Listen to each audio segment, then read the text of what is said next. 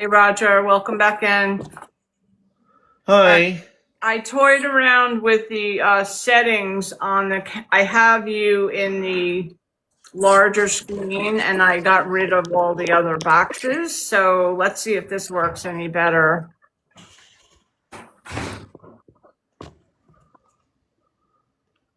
Can you see comments now? Yeah, but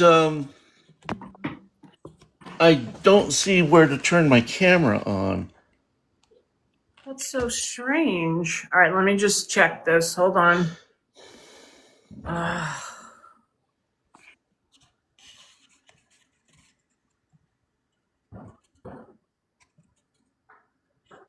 You should be able to, unable to pause. I think what you have to do is don't invite me. Take me off. Let me change to camera mode. Okay. And then invite me. All right. Let's see if I can disconnect you. Hold on a second. Don't do anything for a moment. Okay.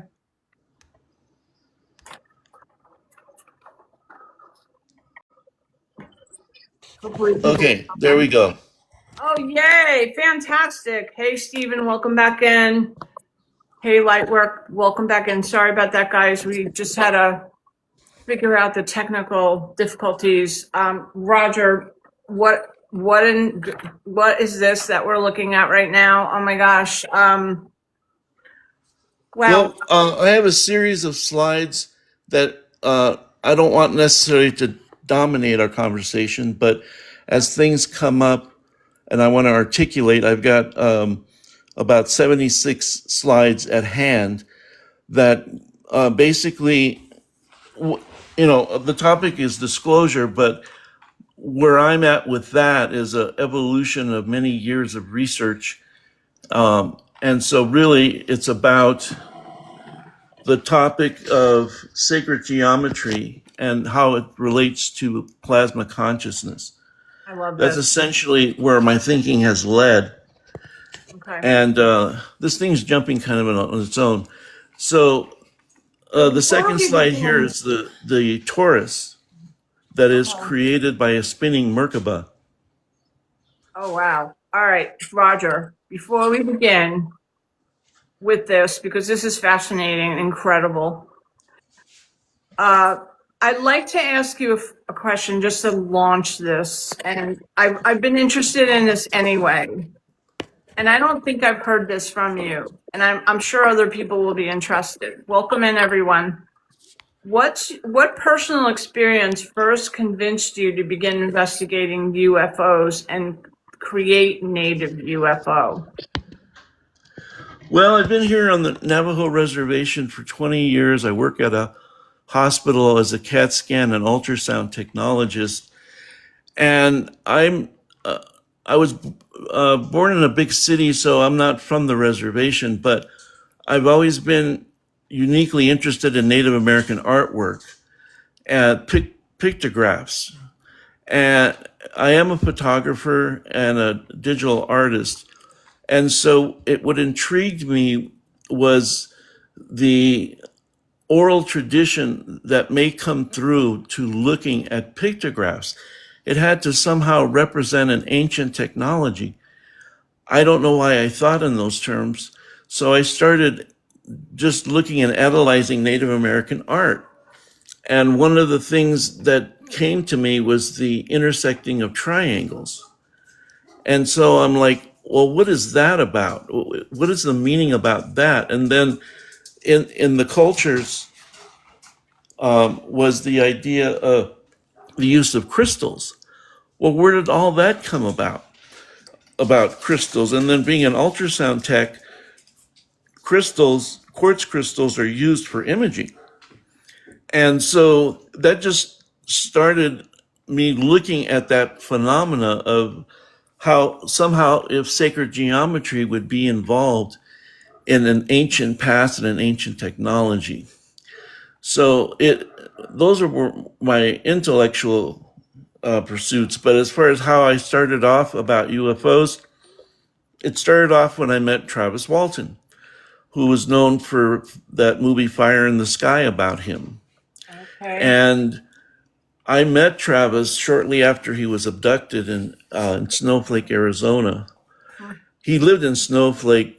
He was captured in a place called Turkey Springs, which is south of Snowflake and Heber. And when I looked into his eyes, I knew he was not lying. I knew that he had a real experience. And at that time, I was majoring in philosophy at the university. And I had was into the philosophy of Descartes, which was the mind-body problem. So where does mind take off from body? Is the memory just in the brain? These are all fundamental questions, in a Western philosophical pursuit. So when I met Travis, all that got just discombobulated because I really wanted to get to the nuts and bolts. One thing he described was wandering in the ship. He was left on a surgical table and he wandered into a large planetary-like room where he had a king's chair. That's how he described it. There was only one chair in this giant room. And he sat down and placed his elbows and his fingers in grooves. And at the end of the grooves were crystals. And he said he placed his forearms and hands. And the moment that he looked in a certain part of the room, the entire room would shift in that direction. So it was obviously some kind of navigational room and device. And that fascinated me. How was the mind taking control of the ship with no controls, with no steering wheel, no buttons? And this was before, integrated chips were on the scene. Yes. So I said, I want to learn about that interface. I want to learn about the interface of the neurosciences with material science. So those are, at that time, I didn't really have the science background to pursue those questions, but I wanted to. So I then, over time, went from philosophy into computer science and basic, it's called electron microscopy, which is used in the study of cellular structures and also surface structures in material science. And so I took a radical change in my academics, and it was because of meeting Travis.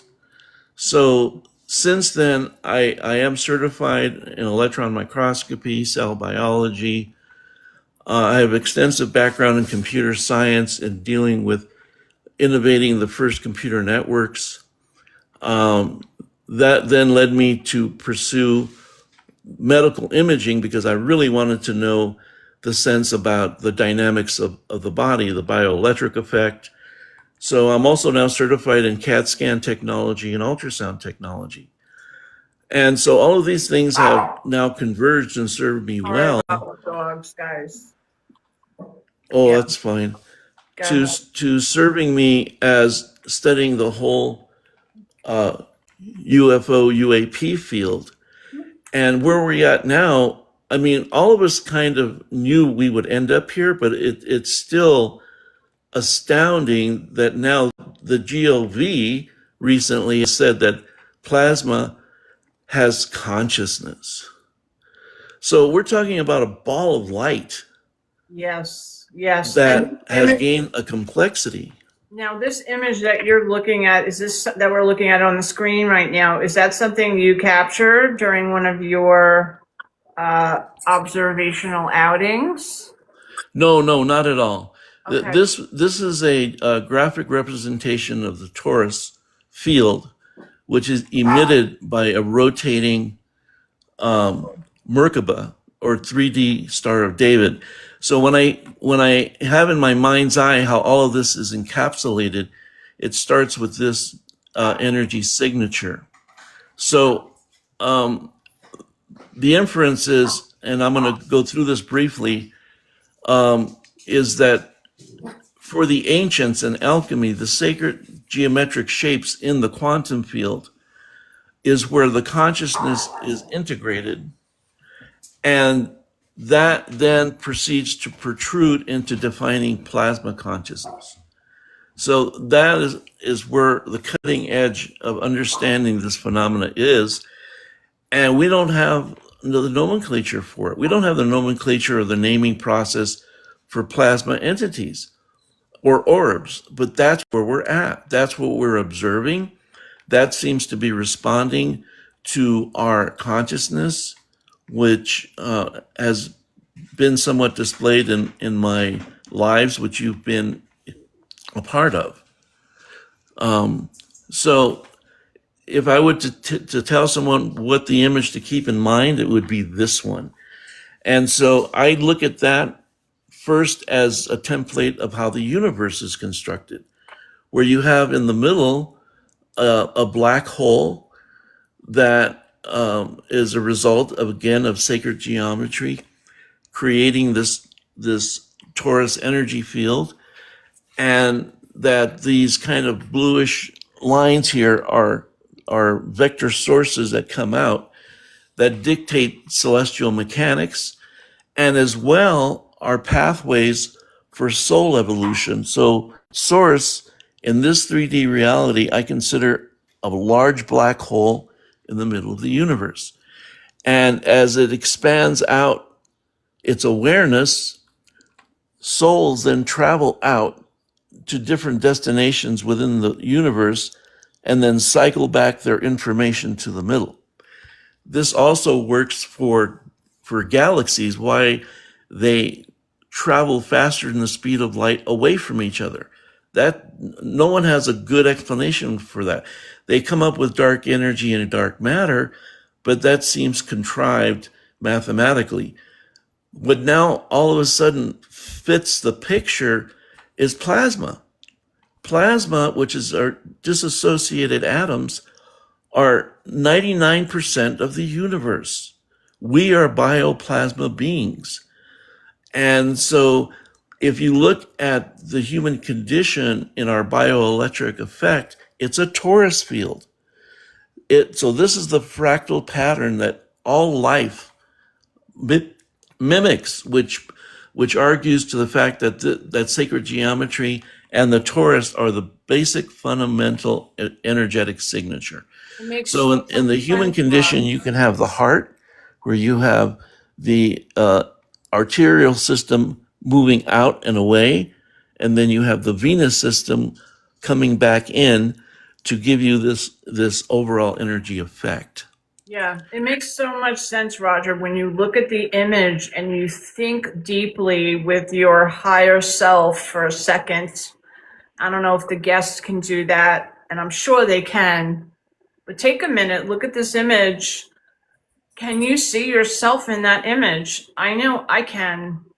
And what's interesting is I've seen images like this being depicted in books, but it's turned upright. So the vortex, in a sense, or the funnel is facing, is like upright, and you're receiving energy from like, for instance, they would say you would receive energy from the universe, and then it would funnel down and through and then out again through the auric field, and then out through this, and again through the head. So it's like rotating, constant movement. Does that sound right to you? Does that make sense? Yeah, I mean, in a kind of religious sense, because I was brought up Catholic and did a lot of biblical study in the Protestant area.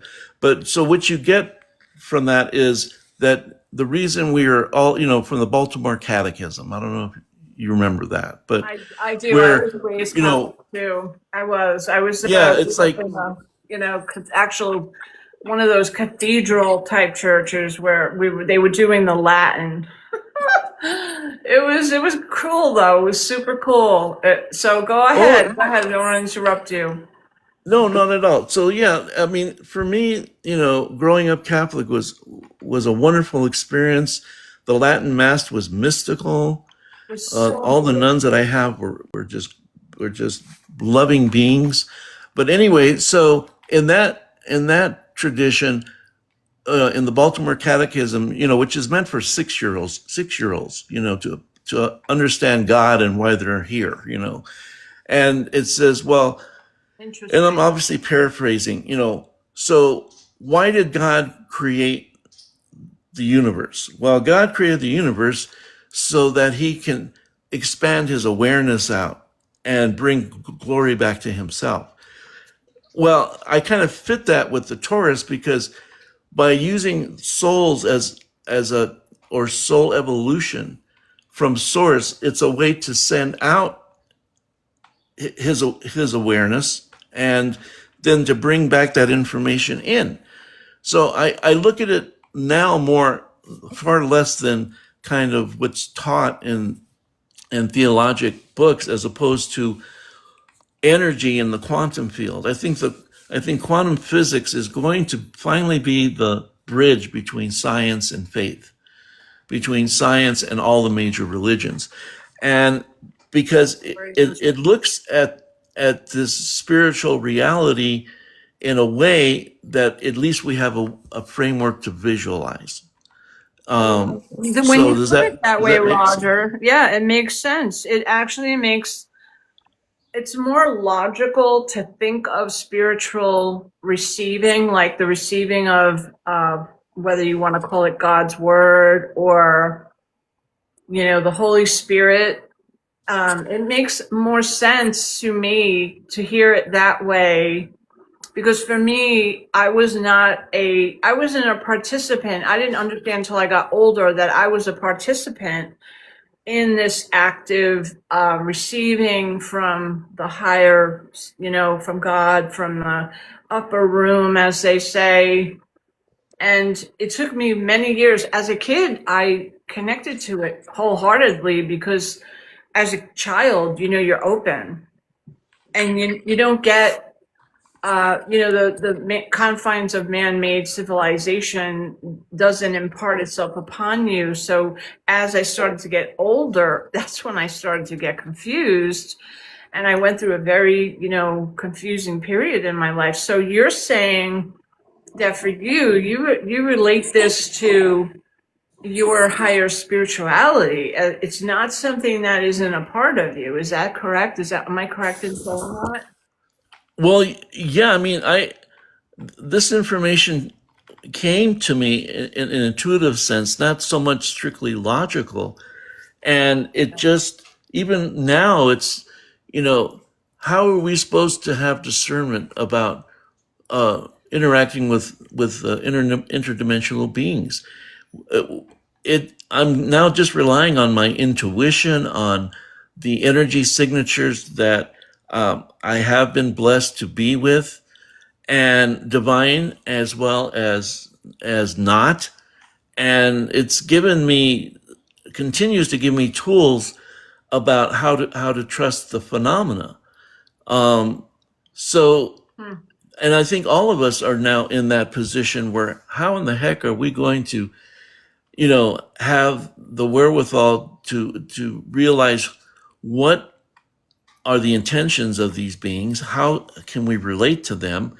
Will you just jump aboard the first ship that shows up? I mean, Right. you know, Right. but these are valid questions. They really are. I mean, my second question was going to be to you, which I think you already answered, was the objects and that you described like as alien ships. What features distinguish these objects from satellites, drones, aircraft, balloons, and natural phenomenon? I mean, but what really I know personally having a Skywatch CE5 or however you want to describe it, Skywatch experience with nighttime vision, that you learn to differentiate between what's an aircraft, what's a helicopter, what's a Black Hawk, and what's an interdimensional craft, and by its behavior. Now, can you kind of like explain that to everyone and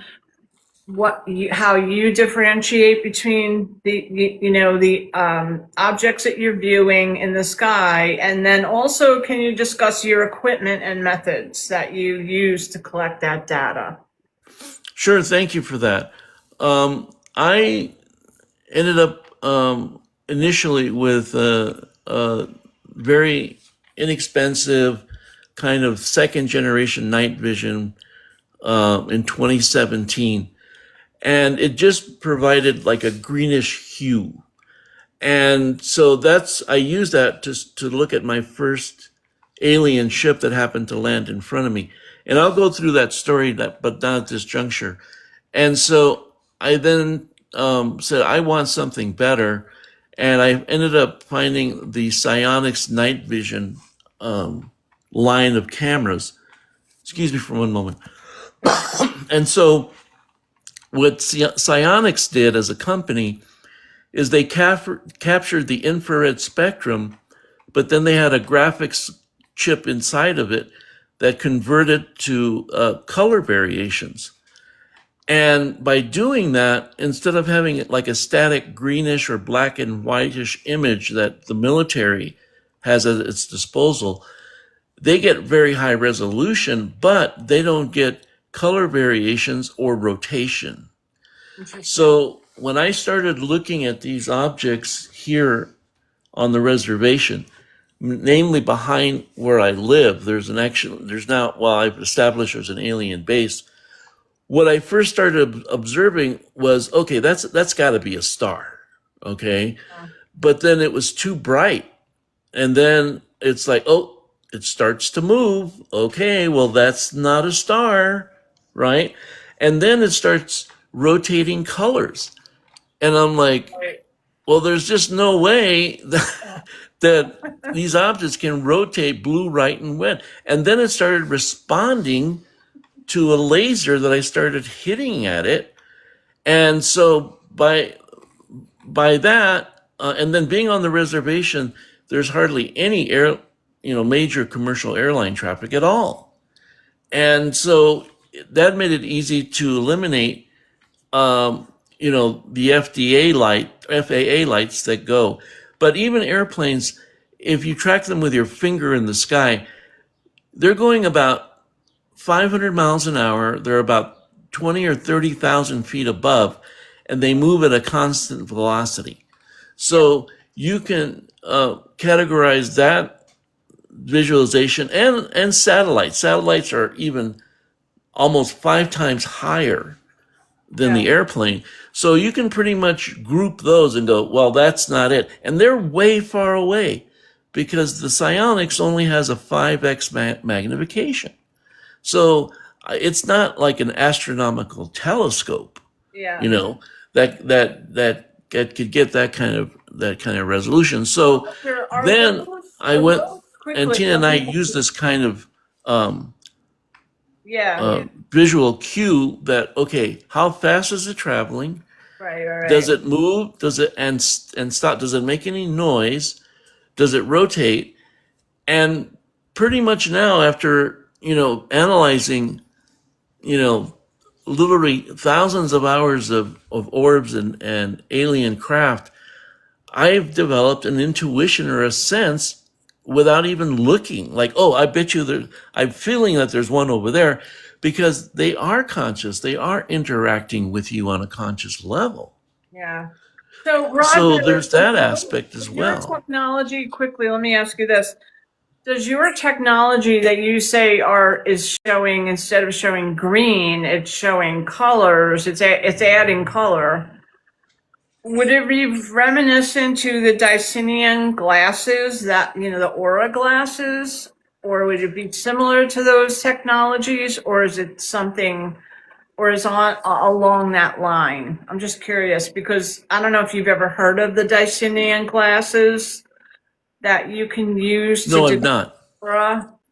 It was eyeglasses that were invented by a inventor, and Dr. Walter Kilner invented them. I think it was in 1950. And they you could put them on and see people's aura and see their colors. And it was interesting because the whole premise around it was that people were losing their auras. Ah, When you talked about that, it reminded me of that similar technology. And the glass had, I forget the substance that was inside of the glass, but they would have to ground it, place it inside the glass, and then it would give you the ability to see aura. So I'm wondering if the technology is based on that. Would that be something we have to look into? right, right. Yeah, I think it's essentially just based on the infrared spectrum. But what's unique is this translation that it does from infrared to color, similar to that Webb telescope that's out in space. But anyway, by getting the sense of rotation and movement, now I could pretty much go to different areas and immediately get a sense of craft. Now, in the one that I think you were in and Lightwork, where we and Phoenix and it started with my partner Tina, we were actually able to, I believe, psychically locate a Stargate. So that's beyond the technology. That's the human interface.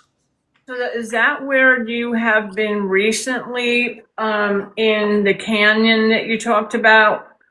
Right, right. That's my latest video in Canyon de Chelly, Okay. where through a series of other synchronicities led me to that particular area as not only a Stargate for the Earth, but between galaxies. And that's quite a statement, but that's where we've ended up, and I have the video here to show you. But when you are witnessing hundreds of orbs channeling in one place to a particular area, a lot of people have said they've never seen anything like that video. So I consider it the disclosure video as Yeah. far as whatever I've seen out there, and I've seen a lot. Well, I'm super excited to see it. So I know I may have seen it already. I think I may have seen it in another live or at some point. But if you're willing to show us, I'd be happy to. I'm ready whenever you are. Yeah, let me. I don't want to necessarily bore you guys with my research in sacred geometry, but it might be interesting because that's why I was excited to do the interview with you, because of your, how talented you are as an artist, and so you could appreciate the sacred geometry background. So if I may, I'll go quickly through these, Yes, and you can stop me at any time. yes, please. So essentially, when we talk about sacred geometry, it's encompassing these shapes. See, it's kind of moving on its own again. And so these are very familiar with people, in the sacred geometry field. And so then conceptually, you start off with a sphere. Here, it's a two-dimensional circle. Now, the circle or the sphere, and this comes from the work of Nassim Haramein. You have to have an internal supporting structure to the sphere. And so what is it? It's isosceles triangles that equally give structure to the sphere. And so one of the triangles then is this isometric vector equilibrium that has a numerical association with it that's significant. I won't go into. And this work was done by the physicist here by the name of Nassim Haramein.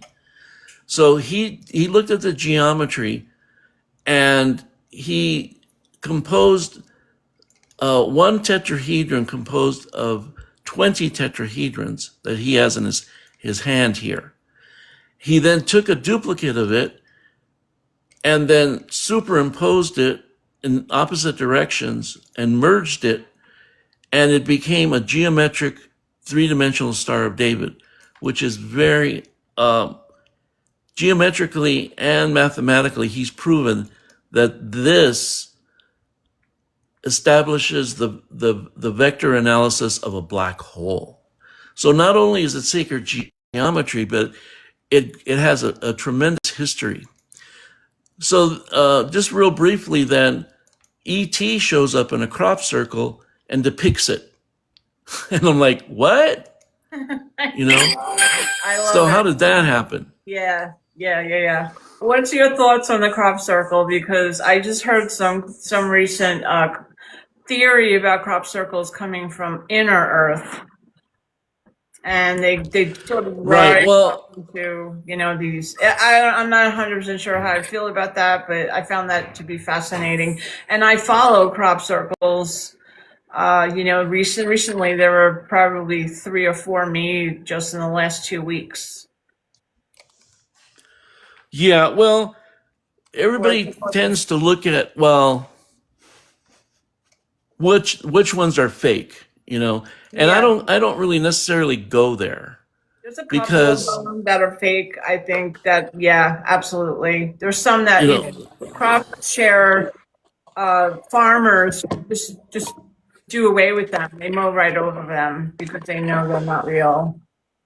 well, I'm not denying that that happened. What I am saying is I believe 95% of crop circles are the extension of consciousness of either Mother Earth or as ET giving us messages. I like that consciousness of Mother Earth concept too. That's super interesting. Right. So it's erupting and giving us messages. So Yeah. that begs the question is we really don't understand consciousness. We really don't understand how consciousness works, how now the Native Americans are hinting to it Yeah, I was because just gonna they talk ask you about that. Mother Earth, they talk about Father Sky. Yes. But I think what they're talking about is an ancient oral tradition of consciousness and essentially of the plasma field. But it's been, so convoluted and diluted over time that it's mistaken for some kind of primitive religious connotation, and it's not. They're talking about advanced physics. They're not talking about worshiping Mother Earth. That's not what they're talking about. Yeah, and I think with Stonehenge I was just thinking about that recently, is because a lot of the crop circles that take place, not to derail, but crop circles take place in and around that region of Stonehenge in England, UK, and Worcestershire, and there's different, locations. But anyhow, they are related to that religious, the religious concept, the paganist concepts. And this kind of segues now into, so, I know we've discussed telepathic contact and the possibility that consciousness can attract or communicate with these objects. And you've already expressed some of that. What are your personal experiences and what supports this idea with the telepathic communication? Are we calling these to us? Are we calling them in? And the level of I'm not going to go on with the questions because I can keep extending, but I want to find out. I know the Native Americans are connected to the consciousness and sacred geometry, but Native UFO programs connect consciousness, sacred geometry, plasma, physics, and spherical energy. I know that you have an understanding of how these fit together. Right. So let me go on then. I had to stabilize this so it wasn't jumping ahead. So what I stumbled across was using sacred geometry as the fundamental vehicle. Would that end up leading to telepathy? And I think it has, and I think it's been proven in my videos. So let me go through this very quickly. So here you again, you have the sphere, and then for it to have an internal supporting structure, you attribute to it this isosceles or tetrahedrons, because remember, you're looking at a two-dimensional object. So a tetrahedron is a four-sided pyramid, which is depicted by an isosceles triangle. And so here, for example, is a giant tetrahedron, which is composed of a total of 20 smaller ones. You have 10 on the bottom, 6 on the next layer, 3, and then finally 1. So then this gentleman, Nassim Haramein, and I've constructed the same models, I've done the same work in Google Sketch, trying to understand the intricacies of this. He came up with this particular model. He then made a fractal of it, cantered it at, I believe, 60 degrees, and then converged them mathematically and geometrically, and came up with, not him, but with the mathematics of the Merkaba. And then real briefly, it was mentioned in a crop circle, in various crop circles. Now, once you merge this object here in the middle, when they merge, they form a area that's extracted that's called the cube octahedron. So this is the exact middle of the two objects that you saw converge. And this was first discovered by Buckminster Fuller as what's called vector equilibrium. So what that means is you have 12 exact vectors meeting in the middle, and that turns out to be the most stable geometric shape in the universe and supports the vector equilibrium of a black hole. So this is what you see in the middle of the torus, is this particular geometric shape that is counter-rotating. So what I did is I looked at this, and getting a gist of frequency because of my ultrasound background, I then see, if you look here, this is the outline of the cube octahedron.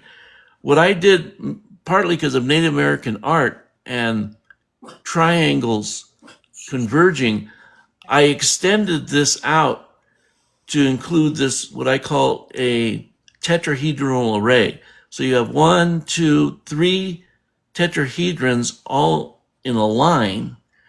And what that gives you is this shape. Yeah.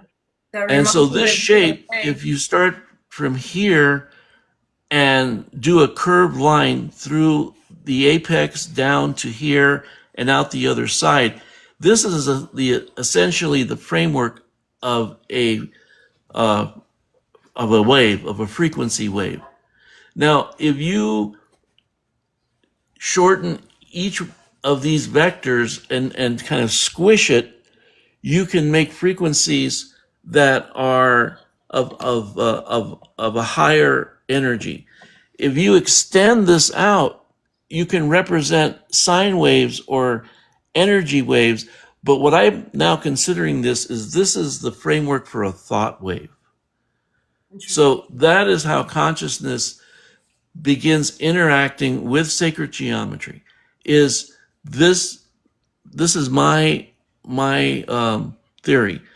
And so this is a geometric representation of a thought wave. Okay. Yeah. Now, if you were to take that, and just to give a better illustration, here would illustrate the curved lines that are supported by these tetrahedrons, and what you end up having is two spheres, egg-shaped, that represent a thought wave. And that happens to be the latest geometric information on quantum entanglement. Like, oh, yeah. Wow, that was a validation. Woo. So let me again. What you start off with is a four-sided pyramid, a tetrahedron. Then you build the model like Nassim had mentioned. So you have the second row, and then, oh, by the way, if you look at Native American art, what do you see? You see triangles converging. They're in an oral tradition. I'm seeing these as the oral tradition of the quantum field. So it's It like, was already innate in their evolution. You have to remember it's so that unbelievable that, I mean, it's like subatomic particles, right? That exactly, are interconnected. exactly, they're And it's so representing an seen in the ancient, iconography of the Native American art. I love it. I love it. right? Love it. Yeah, you're seeing um, possibly Atlantean roots, Lemurian roots that had higher technology than we do now. And it's You know, seen there's been across recent, across all anthropologic cultures. evidence. Native Americans were here in the United States for over 20,000 years. Yeah, yeah. 20,000 years. And you look at the history of Western man, which I believe starts with the Greeks. Of course, you have to go back to the Egyptians, but in modern terminology, you know, Western technology and Newtonian physics starts with the Greeks, which is, say, give or take 3000 BC to now. And I'm not speaking disparagingly, but the Western experiment has failed. We're done. We've Mhm. been we've been superseded by greed, and the law does not work anymore. Those are all different topics I don't want to get into, but I consider Western man's experiment of democracy and capitalism, it has failed us. So that's 3,000, give it another 26, another 2,000 years. Let's just say that Western man lasted about 6,000 years. Okay? Yeah. And Native American civilizations have been here for 20,000 years. 20,000 years. You know, when supposedly, you know, they're using wheels to build the pyramid, there was already megalithic cities like Chaco Canyon here, you know, on the North American plain. There were 150 million Native Americans living in the United States with advanced technologies, advanced um, approaches to medicine, frequency healing, and all of that. But this is not, I don't want to necessarily, I'm just trying to illustrate that if you're going to find the secrets of quantum physics, it's going to be within the Native American oral tradition. It's going to also then lead you to first contact or elaborate contact. It's going to be through Native American roots. That's what I saw in the beginning. That's what it's like. This is why I'm supposed to be here, Yeah. is to gently find medicine men and phenomena, and I found it. I found it. You know, it's not in necessarily Iran or Antarctic. It's right here in the four corners. Yeah, it's fantastic. With underground alien bases I found with numerous evidence.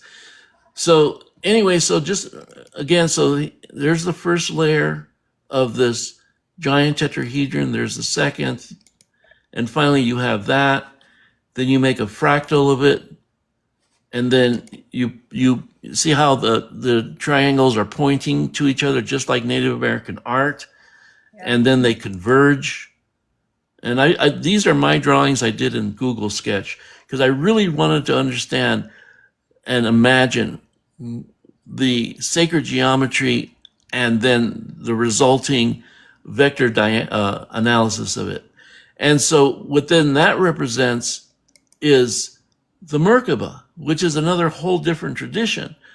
And the Merkaba is, you know, you could probably expound better than I, but it's our light body. It's our energetic field that we generate. Yeah. It's used in meditation. It's used in traveling to other dimensions as a vehicle of spiritual ascension. But how beautiful that it arose out of just the basic geometric building blocks of the universe. It So translates then to the chariot.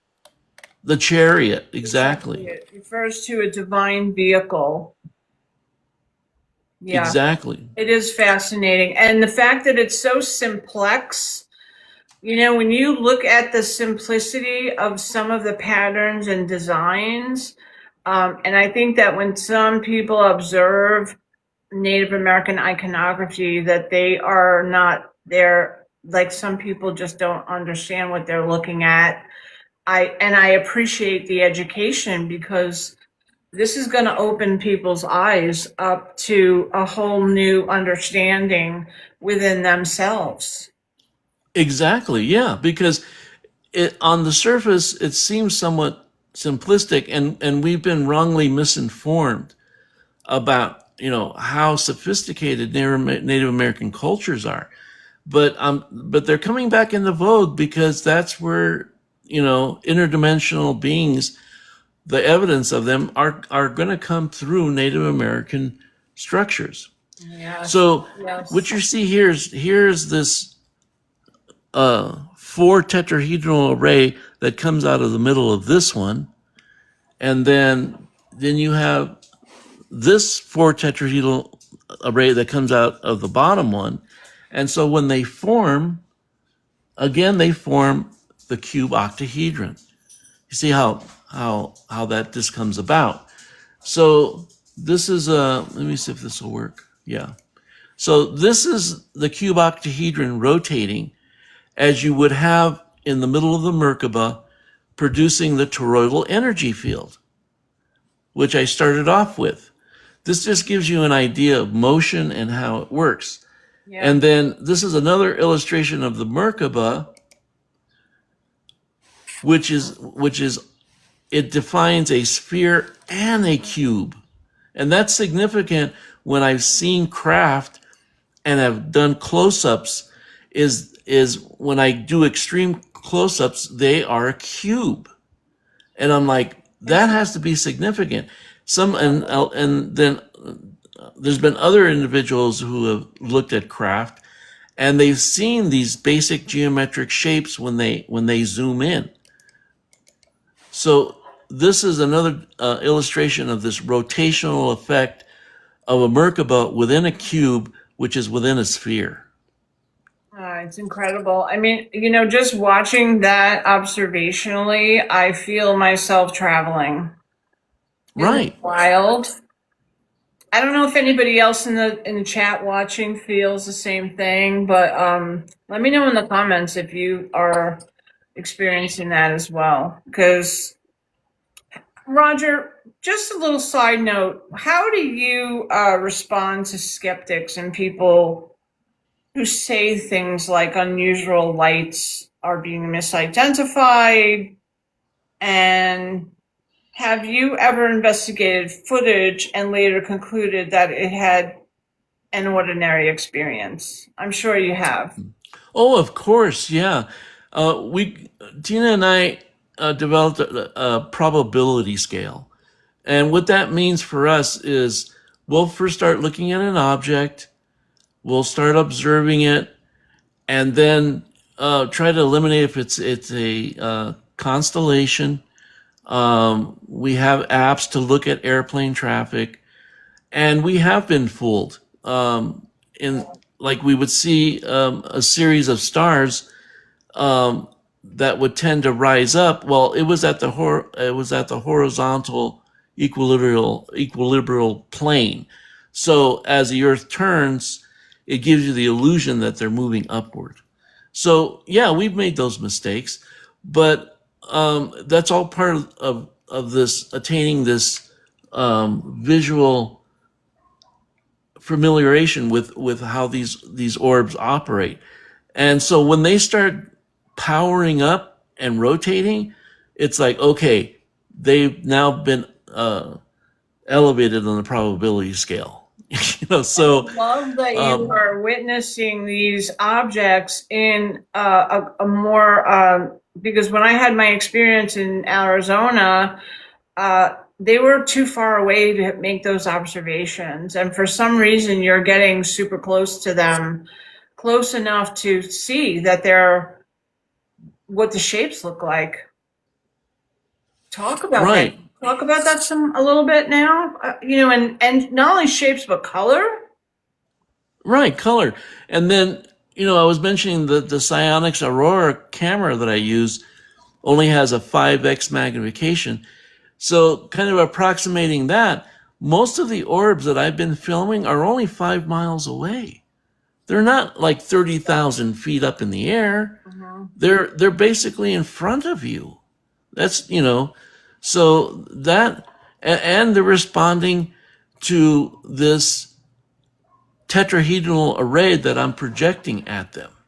So here again, you have this rotating Merkaba, and it creates this toroidal field. That's been fabulous. It's fascinating, Roger. Absolutely fascinating. So I'm going through this because one of the things I'm supposed to do in my soul mission is go through the sacred geometry of telepathy and at least make people aware of the possibility, and then in their own mind's eye they start developing the idea of how to project these geometric shapes, which I consider like the binary code of telepathy.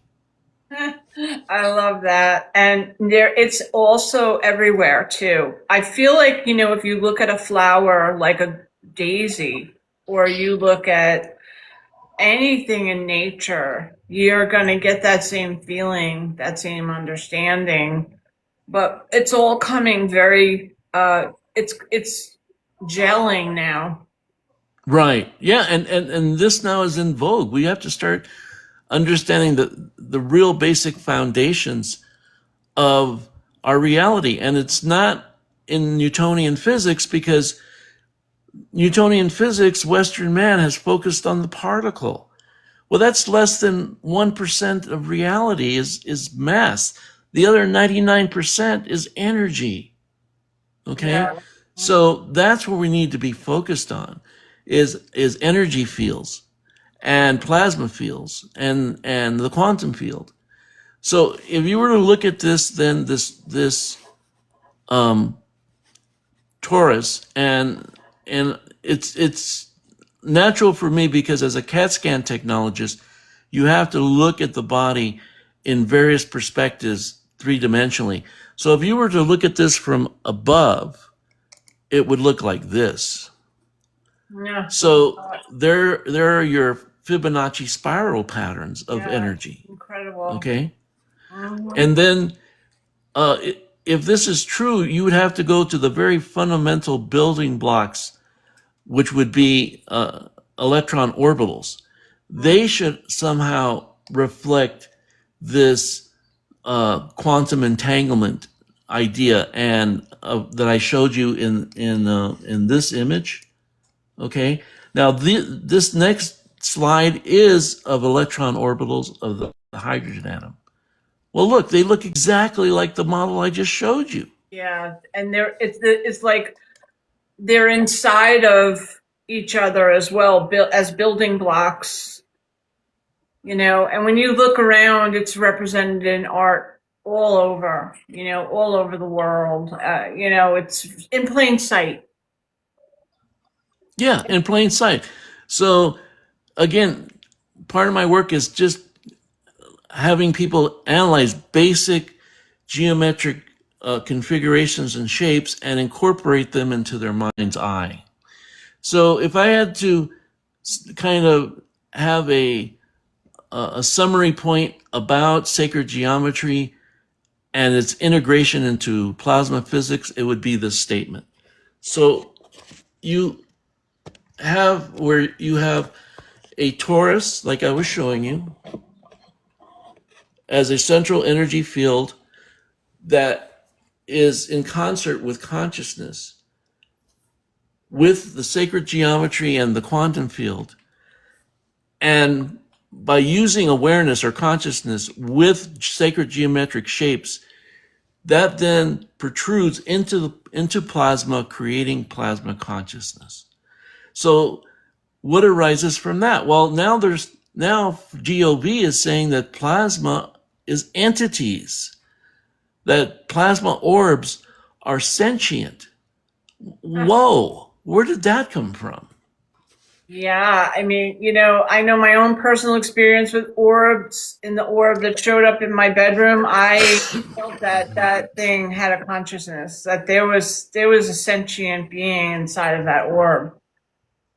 Right. It So that understood me. Let's put it that way. right. So you have then these legitimate questions. Are orbs souls? Someone You said there know. were spirits today in a comment. Somebody said, "Oh, they're spirits," and I thought for a second, and I was like, "Wow, that's always potential." Right, right. And so you're talking about, disassociated parts of atoms that you inject consciousness with sacred geometry, and all of a sudden, they form their own consciousness. They form their own complexity as an entity. And So why so, would the my goodness, particle? this is now what we have to start keeping in mind when we're looking at orbs. Are they the plasma discharge of a propulsion system, or are they in fact divine entities? Are they angelic?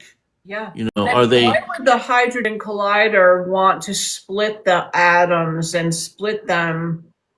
What exactly is the purpose of, what are they trying to, are they trying to destroy something? I just, in destroying, are they looking to discover something, or, it's almost like that Frankenstein effect. Um, Well, yeah. Well, my personal theory on that is, it's obvious. It's all just speculative, but this is partly downloads or whatever. Is even the most advanced extraterrestrial civilizations out there, which you can imagine if they're millions of years older than us, I think all of them are struggling to understand the nature of the soul. So and that has to be focused on the nature of what we're saying about plasma consciousness, as being the what constitutes the creation of the soul. And I think it has to just strictly come from source. But his creations are going, well, what about if we change the DNA? What about if we change the timelines, or try to change the timelines of certain civilizations? How can that disrupt the nature of the soul? So I consider that the central question, or the commodity of the universe, So are you is talking about the time travel? Like, are you touching into like potentially changing the course of history? Would that play into that arena? I wonder. It's well, interesting. yeah, you have to now include time travel, because in order for us to get around the universe, we have to travel faster than the speed of light. It's So you have to incredible. include time travel. Now, again, these are my personal observations. I think we can look at the past. I think we can get glimpses of the future, but we can't change them. We can look at them. We can visit them. Like, when I had my out of body experiences, now I'm thinking that each of us has an orb inside of us that we call the soul, that our spirit, and that can be ventured out and can be observant like we are right now. Yeah. Like, is as if we were looking through our eyes and having our senses, but we are essentially a ball of light that has astral traveled and left our body and is cruising, or like remote viewing. I think Exactly. remote viewing now could be an orb light within ourselves that we send out and observe a particular area at a particular time. Yeah, absolutely. So that's why the plasma consciousness phenomena may solve a lot of our questions about quote unquote spirituality, the nature of the soul, and so forth. That's fascinating. Fascinating. Oh, Right. now I just want to talk about quantum physics a little bit.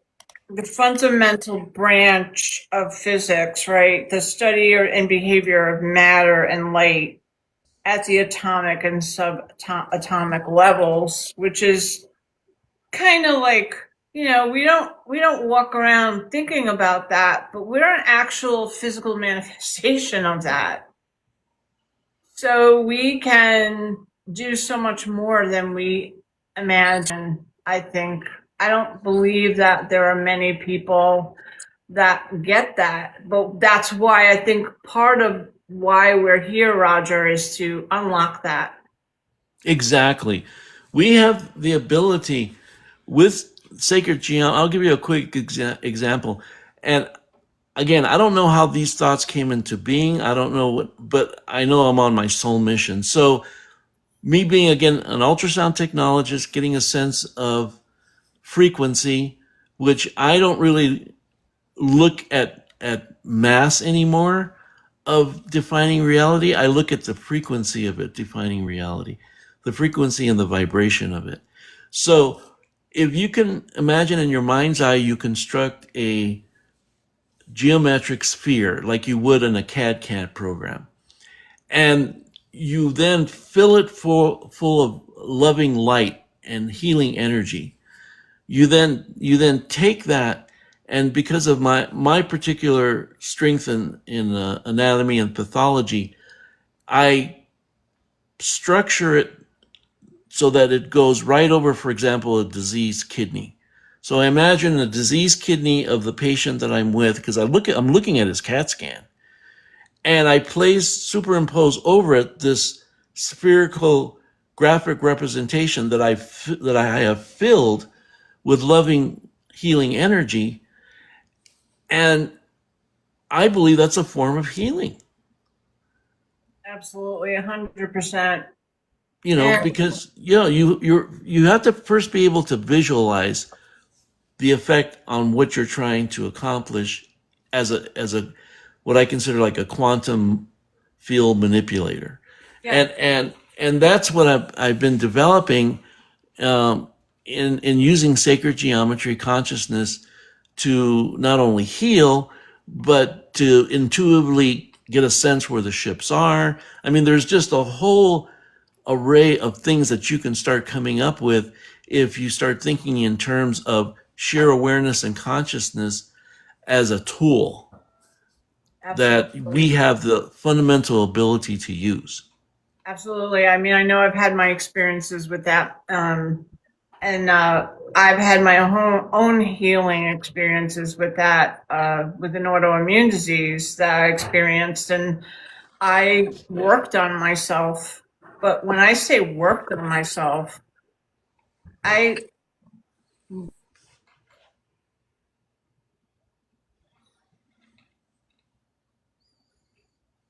don't know. TikTok's messaging me, sorry. No problem. Something about turning on something. Anyhow, what I did was I floated in the Gulf of Mexico for almost 4 years, like probably 2-3 times a week.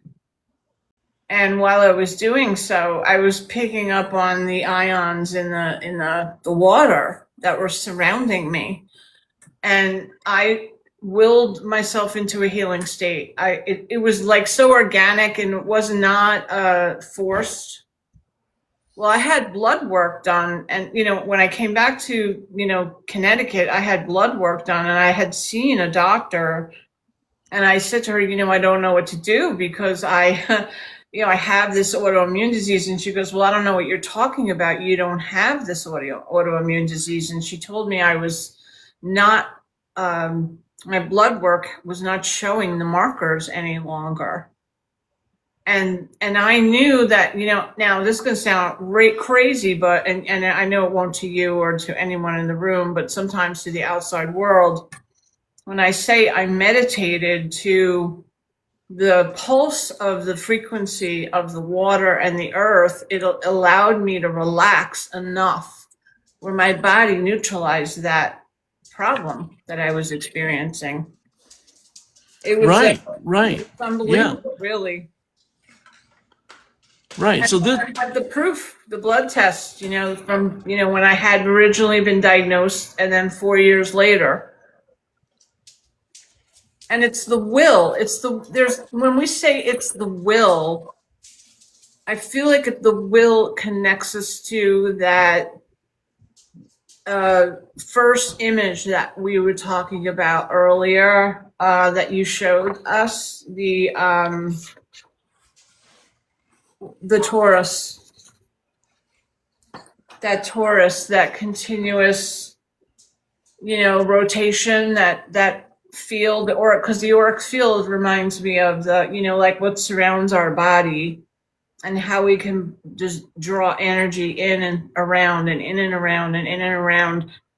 And we get into a state of auric, like a theta, where we're, not really thinking about anything.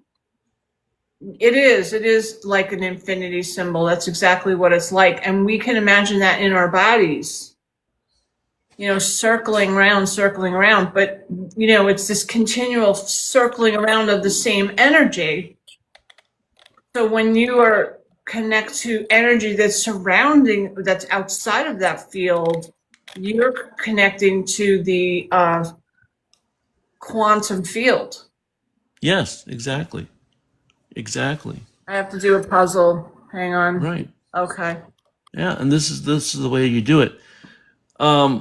So, I had mentioned this as my telepathy tetrahedral array. So you have 1, 2, 3, 4 tetrahedrons connected, and then imagine them rotating.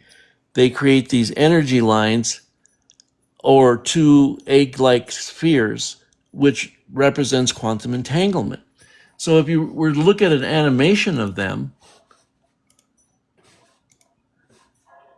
you see how right there, that's the axial plane, what we call in CAT scan. Right there, I'll try and stop it right at the place where I want to illustrate something. So right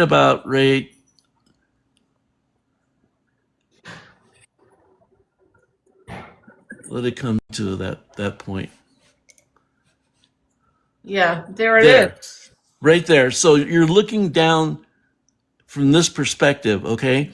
So if this is in fact a representation of a thought wave, then that would also be the representation of a photon, because we emit biophotons as we think. And now you're talking about the nature of light, which we are not even close to. So in this particular perspective, then this should approximate and you're talking about something incredibly, okay, can you imagine doing an image of a photon? Well, they did. So just kind of remember this shape. Now this next slide is an actual image of a photon. Wow, look at that. It's exactly like this image from the axial plane. Wow. Those are the imagery that when I had a neurological test done for my brain, like a scan, those are the types of images that I was seeing. And they were flashing like this, shapes just like this. And when I told the doctor that, she said to me, you were experiencing a migraine while you were under, the test, because because they were testing me for migraines. It was extreme, because my brain was going like all these, but it was all these geometrics, and the patterning was unbelievable. It was just like this, but there were like large, multiple patterning. Right. So yeah, so what you're seeing is a slice of a photon. Unbelievable. And I'm being somewhat repetitive just so I'm trying to anchor in the concept of this. So if you were to look at this photon from the side, it would be this. And then if you cut it down in the middle, it would be that. Okay, so then this then represents frequency. See, that's a frequency emanation. Right. Sound waves. Exactly. Mm-hmm. So once you have the basic fundamental construct of a frequency, then it's a matter of shortening or elongating it to give you frequency ranges and intensity. Amazing. And that's the very fundamental nature of consciousness, is the emanation of frequency through thought waves. So do you believe that the thought waves are what's creating the activity now, that more activity that we're seeing? Yes, it's everything. This thought wave representation is how we can possibly give a measurement to consciousness by one example I give is, in this time of ascension, this time of preparation, of being a loving, kind human being, part of that process is to police your inner dialogue. Stop worrying about things that never happen. Stop being judgmental. Stop being critical or mean or just jaded, because it doesn't serve you, because it degrades this frequency. You want this frequency to be pure and high and loving and directed. But if you're too busy, being in the past and having regrets or worrying about the future, you're restricting the ability for you to become a loving, central, focused being that you need to become in this time of ascension. Yeah. And it makes it difficult to have any real experiences that are spiritual. We should repress those when we're, we all get caught up in that. I mean, it's very easy to, as a human being, having an experience in a human world, right on Earth, we are experiencing those experiences every day. We're being tested. But it is a conscious decision to walk around angry. And what happens is we train our brains. So when we train our brains, it's difficult to break that habit, although it can be broken. It can be rearranged.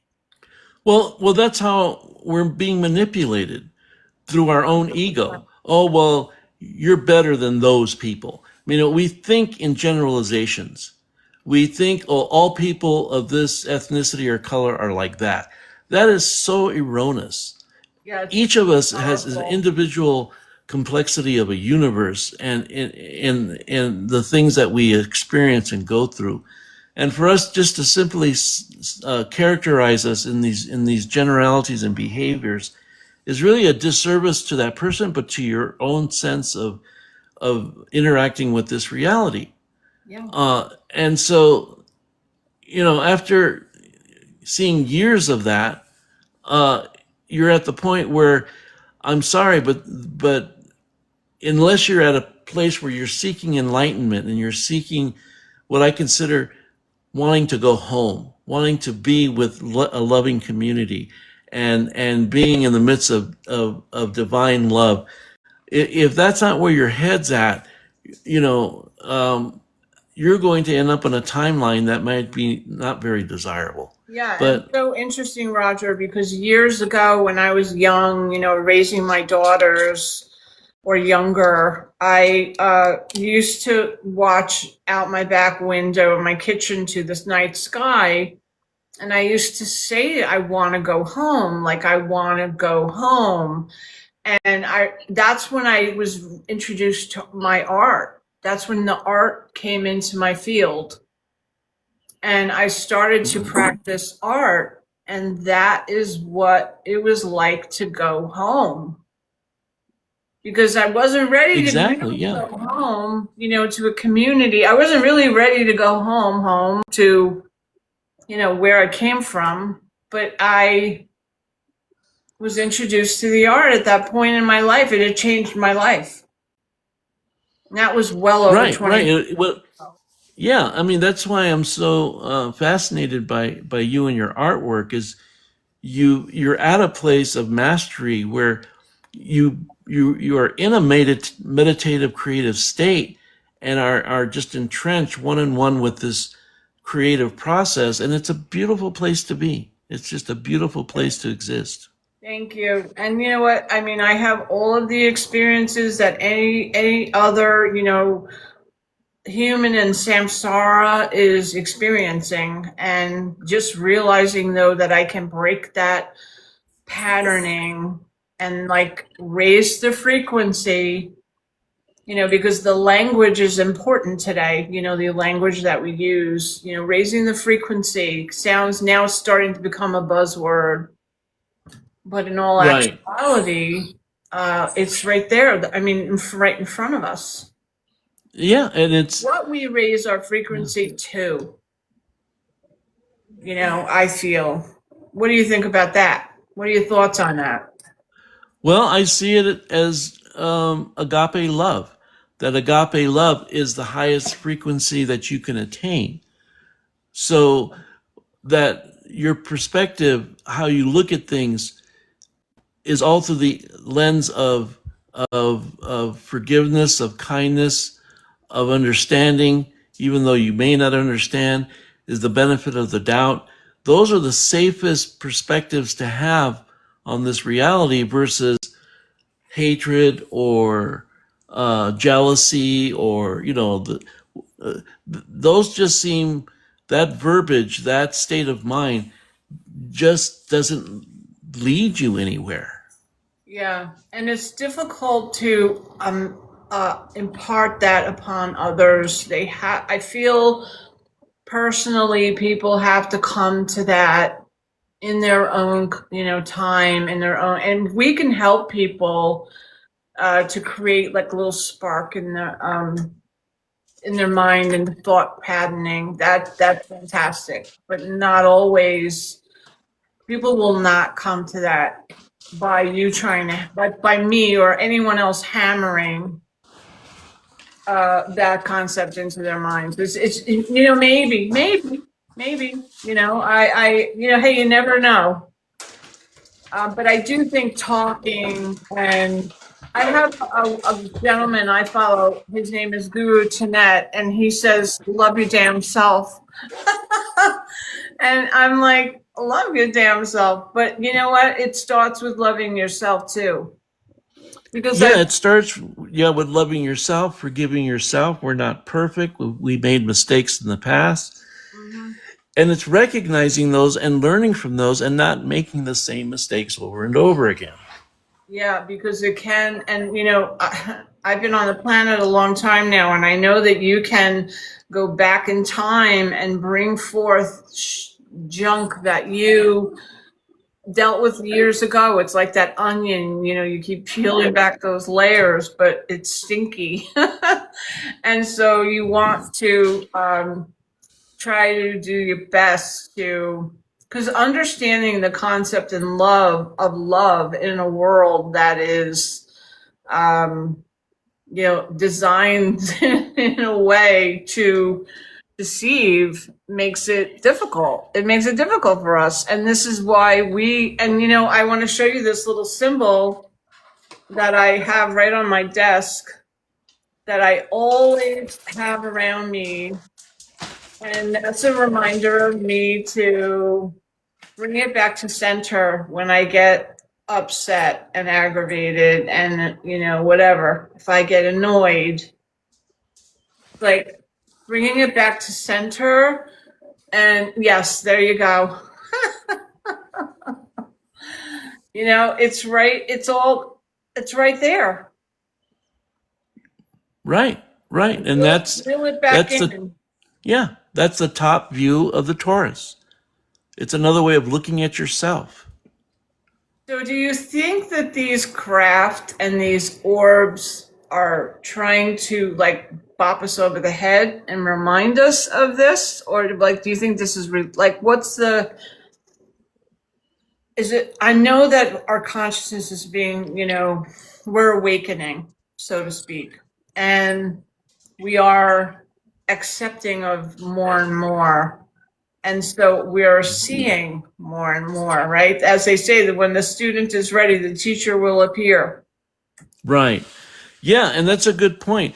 I mean, now just recently when where plasma has now been the answer to most phenomena, Tina and I are sensing orbs all around them, orbs all around. us. Very caring, very detailed. And it's somewhere in biblically, it says that each of us is given 1,000 angels, a legion of angels to protect us. Well, now I'm really sensing that as 1,000 orbs that are constantly around us, trying to help us, trying to give us synchronicities and direction. It's like they're showing themselves to you now. You know, because in art, angels were depicted as, you know, circular, you know, moving, many-eyed, you know, in that pulsing same exact. If you look at this image that you're showing right now of the Taurus, they move and they pulse, and they were depicted with wings because they wanted to be, you know, the idea was to get that energy to come across. Right, that they are, that they're floating moving. and They're moving through time and space. They used to say they hearken to the word of the Lord, which is basically higher, you know, language. Which light is language, This is what we were talking about, you know, when we speak to ourselves in a higher, you know, manner. Right. Or they're simply beings of light. They're messengers. Fascinating to me. And you know, if you look at Ezekiel, the wheel of Ezekiel, and you look at the wheel of St. Catherine, and you know, you look in some of these arts that are over 2,000 years old, that had craft in the sky, you know, showing beams of light coming down, you know, shielding the baby Jesus. I mean, those are all language that's telling us, explaining just what's before us. You know, it's not anything, you know, it's like, oh, the ancients had more knowledge than we do. And I feel like they had the similar knowledge, but the artists were the ones depicting it. Right. It was so interesting. Like, to me, I find that fascinating because, you know, you're talking about 16th century art pieces that are depicting the same object that you're showing here on the screen right now. Right. Yeah, that's a great point. So getting back to the torus and how it's possibly created in the quantum field, you know, you have this image here where you're bringing in energy from the top and then exiting energy from the bottom, and then it's recirculating.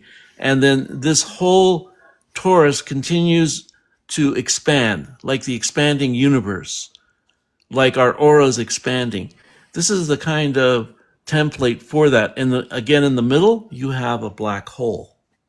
Okay. Right. So in my framework with telepathy, what you're actually doing in what's called the microtubules in the dendrites is you're able to bring in quantum gravity, collapse it to a point where every 40 times a second, it's called gamma synchrony in your brain, you are getting glimpses of awareness that you patch together and like a frame rate, and you think that is reality, but it's actually just frames that your brain is putting together.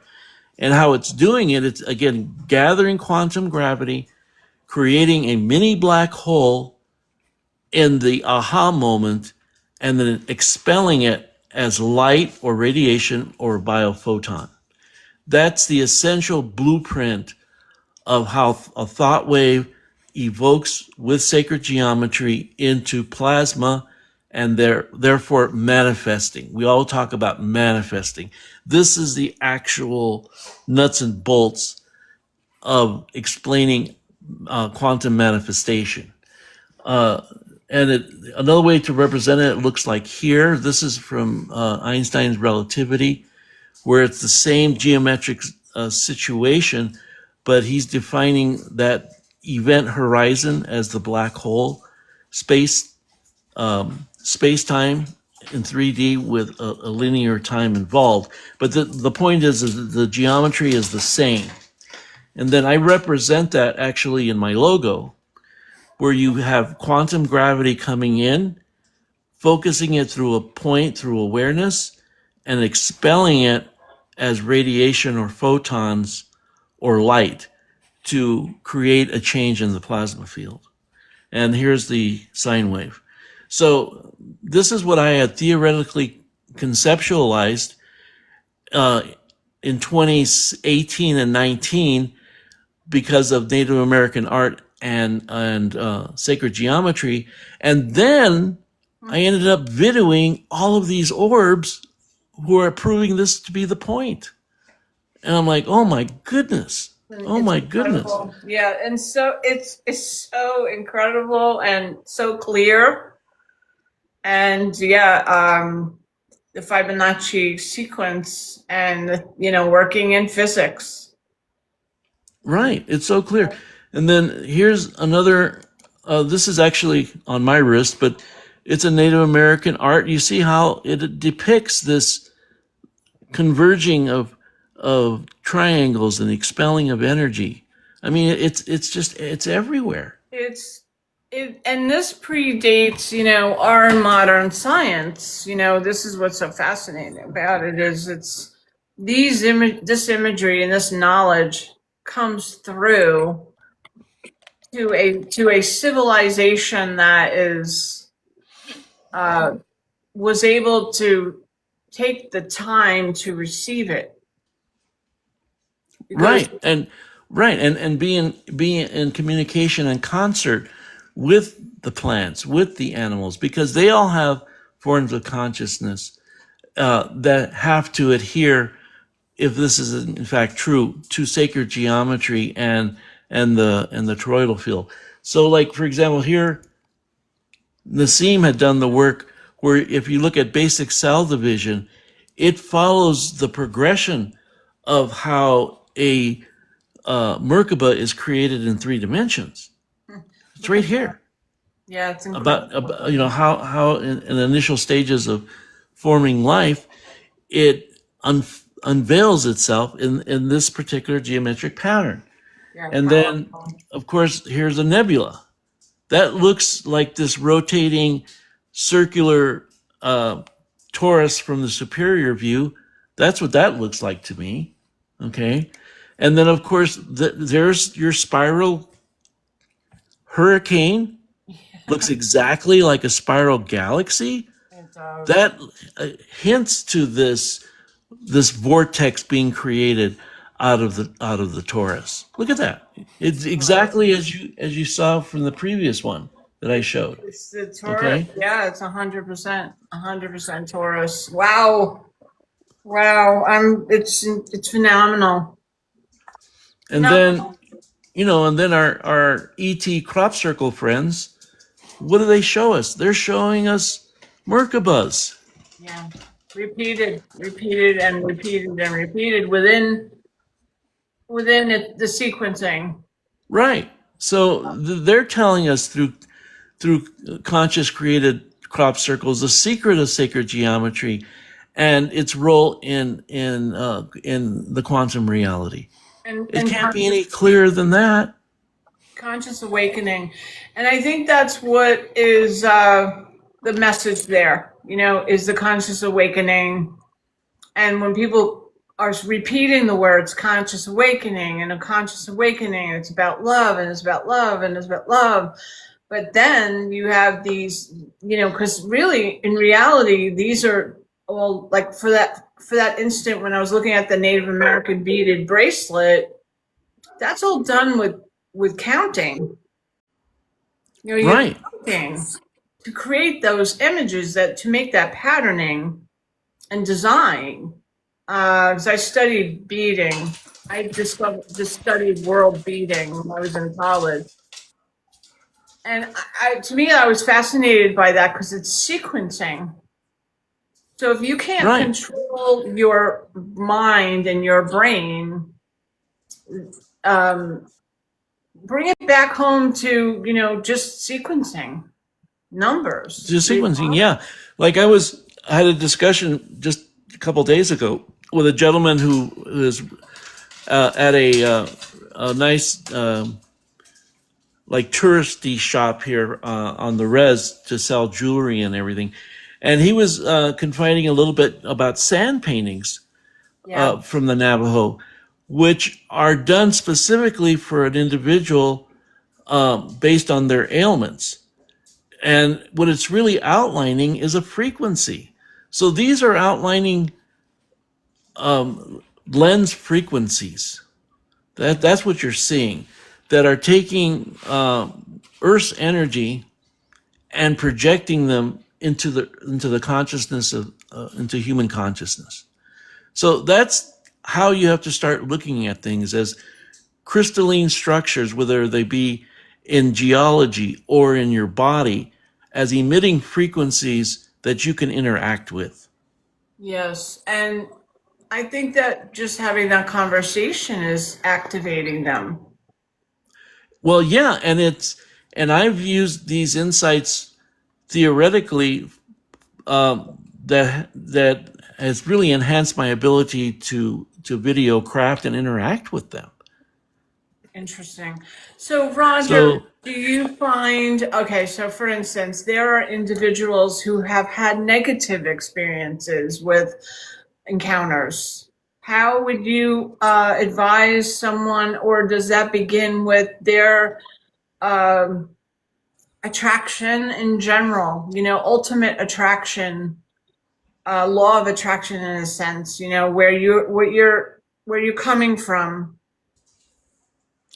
Yeah, no, I there's, and of course all this is, speculative and from various correlative sources. So, you have to think about, sins of the father. You have to think about karma. You have to think about being in states of mind that leave you open to possession and to be easily taken over and manipulated. Yeah. So you have to do a series of cleansings for yourself to get through all of that. And not to speak for Tina, but that's part of what she's doing in soul regression work. Yeah. So that you can get a sense of your historical generational lineage and what baggage do they bring, even though you had nothing to do with it, about, your events in your life that oh, I didn't deserve that, or I didn't, that was, anything. Well, you have to start thinking about generational cures. You have to think about going back in your family lineage and making peace with that. And I think that's possible. I think the more you become enlightened in the moment, the more that you can actually be part of a healing process of your family in the past and in the future. Yeah, I agree with that. It's that concept of healing generational curses, and Light Soul is saying trauma is imprinted in the blood too, and I feel it's because blood has that also cellular, connection, right? It's made up of crystalline cells. I know. Right. I think you could speak on that further, Roger, but I believe that that's, for me as in my human experience, I had to do that, and I'm still working at that. And I've been here a long time. Whether Right. you want to look at it or not is another, and I think this all has to do with our experiences with what we see and what we experience. And words are like spells. When you speak words, when you recite things, and this is for me, this isn't for just anybody or anybody in the room listening or the world, but when I speak about this, I speak about this for myself. Words are spells. When you recite something, whether it's in your mind and no one is listening, or you recite something out loud, those are all, they say it's spell casting. It's like casting a spell in a way. Right. Well, it's frequency emanation. So like this was, I got this from Stan Tennant, who I encourage people to look at how we emanate frequencies. He made the comment, which is true, that there's an area that encompasses the top part of your brain. It's called Broca's region. And Broca's region is directly responsible for speech. Well, it's also responsible for hand movement. So you can orchestrate frequencies with just simply the position of your hands that create a frequency. Yeah. So many of us speak with our hands. Well, there's a reason for it. It's because it's the same brain region as we use for the word, which is like what you're saying. It's a frequency. It's a way to evoke into the quantum field a frequency that leads to manifestation. So if there is a gentleman or someone in general, right, just happen to say a gentleman who's deciding to go out to do a CE5 and they come back home after the CE5 and they experience something negative, would that be, how would someone like that handle the repercussions of that experience, at the aftermath? Well, I mean, I myself feel naturally protected. I don't understand why. There's a lot that happens that way, but I believe the more that you delve into self-healing, that know thyself, that the more that you're trying to get a gist of, what made you react to things from past hurts, or a lot of it just is not just being aware of the situation. That can protect you. Yep. I mean, coming into a situation where when you go out, Roger, I mean, you have experience when you go out in the field and you're collecting your data and you're doing your research, you have already set a premise, right? Before I'm thinking, your life is a premise, right? The way you approach life is your preparation. And that, if you are just interested in doing CE5s or whatever it is, that's just another word for a close encounter. There's preparation that needs to take place. What are your thoughts on that? Can you just elaborate on that a little bit for everyone? Yes, preparation in terms of that the phenomena is real first, that you, it's almost like a sense of self-confession about where you think you are as a person, and well, what getting a gist of why you're here, the important questions, all of those are a sense of grounding and a sense of protection before you face an interdimensional being that like, I won't go into it, but I've been visited by a Draco reptilian, and my immediate response was, get the heck out of here. You are not welcome here. I sensed this foreboding, dark energy, and I immediately rejected it, from a heartfelt level. It wasn't an intellectual process, looking at what it looked like, and but it was this feeling, the sense of energy coming from it, like, I don't want to have anything to do with you. I don't know why you're here. Yeah. Leave. It's like Leave. you set the tone. I had a very similar experience personally where I just did the same thing. I said, you're not welcome here. I just stood in my strength and my power, and it left. It left. Right. Because it wasn't allowed. Yeah, they know that you know. But if you are there like a lamb ready to be, slaughtered, you will be slaughtered. I'm sorry to say that. I agree with that. I mean, I think that's very apparent. And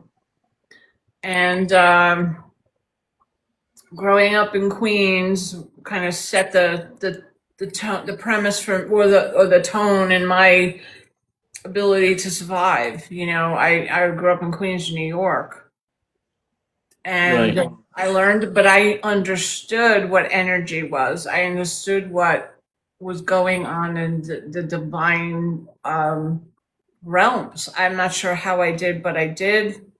Might have been because of my parents. They were free people, and we grew up in the Catholic Church in a time when it really was a sacred practice to go to work to church. You know, there Right. were lighting of incense, burning of candles, you know, singing of hymns. There was, you know, the cathedral was always full of smoke. It was just constantly being smoked out. You know, reciting of holy scripture, and you come away from that empowered. You know, but Yes. I knew there was always potential threat, and Yeah. that set the tone for my life, and in dealing with spirituality. Because my husband recently said something to me about why I have spiritual guidance in a brochure that I just put together about my art. And I said, well, that's part of what I do. You know, even though I am an artist, I also have now, after all these years, you know, 25 years, you are helping others in a sense. And, you know, you're not in a sense, and you are helping others. And Absolutely. that's why I wanted to get together with you, Roger, and, you know, have this conversation. And I knew intuitively that these were factors and topics that need to be discussed and need to be brought to awareness, because people have the words, but they don't have, like, the visuals are so important right now to driving this home. And I don't know if anybody, I know the people in the comments get what I'm saying too, you know, and Right. Right. I've joined. I know the people, most of the people in the room right now, I know. And I think another thing too is sitting still long enough within a situation, within a particular practice, is also a key to, you know, what it is you are going to experience in life. Yeah. You know, and when I look back at the most peaceful, the most enthralling time of my life is, you know, the time that I spent in the Benedictine monastery. So, you know, you're getting up at 4 in the morning. Most of your existence is in silence, which is, I'm very comfortable with that. It allows all of these noisy internal voices to be put in their place, because you're at a place where, like, no, that doesn't make sense. No, I don't want to go there. No, no. So you Yeah. get up 4 o'clock in the morning, and you go into church, and as a group you all start singing, and your focus is on being one with God the Father, with Source, being in this sense of tranquility and connectionness. And then it seems a lot of us that we're there because we care about humanity. We care about everybody. We're Yeah. there to pray for the entire planet. Yeah, and I mean, if you think about it, like, I mean, I don't want to get all religiosity on people, but the prayer beads, you know, are this repeated sequence. And, you know, when you think about it, it doesn't seem so off-putting. When we start talking about this, and you see the repeated patterns are in everything, I find the whole thing to be just enthralling. It's really, like, exciting. And we're at a time and place in our lives now where you know, we're able to have these conversations openly and freely. I mean, I saw Dr. Phil, for goodness sakes, talking about UFO disclosure today, and I thought, what? Right, right. after all these years, finally, oh, well, I'm upset because the government has been keeping all of this. Well, if you know, they're all around us. It's So like everywhere. this next one, this is a crop circle. I think it's legit. They've tried to make contact with us. I think they screwed it up in the past and we made them gods. So they're trying to do it in a better fashion. So this was a crop circle, and this is a binary codex message that they left here in this pattern. Okay. And then a message was sent out by radio frequency from Arecibo, an observation in Puerto Rico. And what it sent out was our DNA, what planet that we're on, what was the actual technology that was used to send the message, okay? 10 years later, right outside Arecibo, this crop circle showed up. So this is their DNA, a representation of what they look like, and this was the machinery they used to send this message. So that, and then that's a pictorial of what they look like. So this showed Wow. up, in a crop circle. Incredible.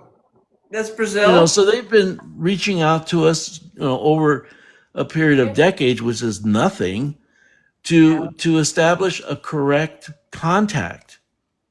Yeah. Oh, it's See, there's incredible. Arecibo. This was it here in the field, right next to where we had sent a similar message 10 years previous. Oh my goodness. Wow. That's incredible. I love it. I love it so much. Roger, we're going to have to do a part 2. Sure, absolutely. This Give is me about 10 more incredible. minutes and I'll just go through them real quick. But this was Fantastic. establishing the sacred geometry plasma background. Oh my gosh. It's incredible. I love it. I love this so much. Thank you so much, Roger, for all this. So these are No, orbs that have been showing up. these were orbs that showed up in Sedona when I went on my first UFO tour. But I projected energy out, and I was with a group of people. This was taken by a pretty simple digital camera. You see the internal structures, and I believe these actually came from a large mothership that we had viewed under night vision. There's so many of Um, them. Wow. See, look at Whoa, loaded. Wow. Oh. Oh. It's like a code they're sending you. Yeah, look at it. It's raining orbs. Yowza. And look, it's daylight. Wow, that looks like the sky. That looks like the night sky. Yep, it looks like the night sky. And we'll end it with my last video. And Yeah, that's really incredible stuff that you got there, Roger. I feel privileged. Thank you. well, thank you. And we need to continue. And I'm sorry if it was over academic or whatever, but Wow, this this was fundamental perfect. explanation needs to happen. I absolutely agree with you 1,000%. I feel that this is needed and this makes it more understandable. Like it's just fundamental. It has to be explained to us like we're 5th graders. Exactly. Yeah. And but humans are incredibly adaptive, Mhm. and that's what we need to be. A friend of mine, Emery, we had discussions. Well, are you going to build a bunker? Are you going to, how are you going to If it prepare gets yourself for, chicken, canned chicken. yeah. He says all you need, all the answers are between your ears.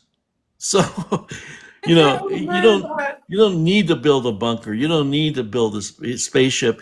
You just have to be one with source and be guided and be able to have the discernment of what needs to be done.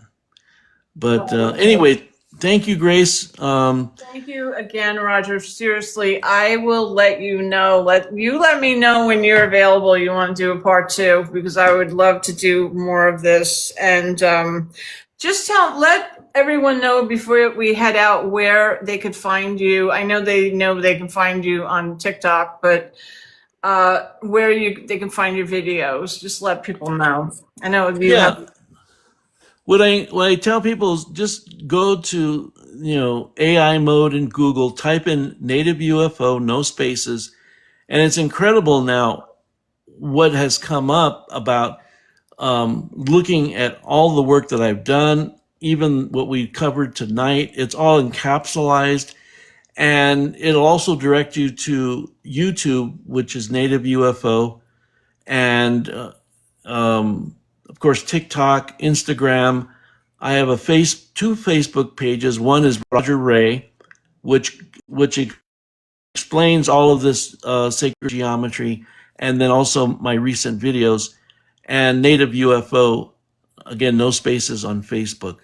So I'm trying to disseminate this information to give people tools in their mind's eye to become telepathic, to get a level of discernment with these entities now we're facing. Yeah, and this right here that we're watching is like the disclosure superhighway. Oh These my are gosh. all a craft, moving through space, through the cosmos. And it's just incredible to witness. It makes you feel lighthearted, and I know that's how I feel. And Roger's paintings are incredible too. That's right. Roger's a terrific artist. I'm honored to know you, and I thank you so much for coming on and doing this. This will be posted to the Tube of You, and as we like to say on TikTok, I'm gonna, this all gets recorded, so you can find it on my Skip to Grace channel there. And if you want to listen up again or watch it again, because it's just been enlightening, to say the least. Well, thank you, Grace, and you're welcome to take any part of this video and put it as a short or as an illustration. I'd like your permission to do the same. Yes, 100%. You have my permission to do so. You got it.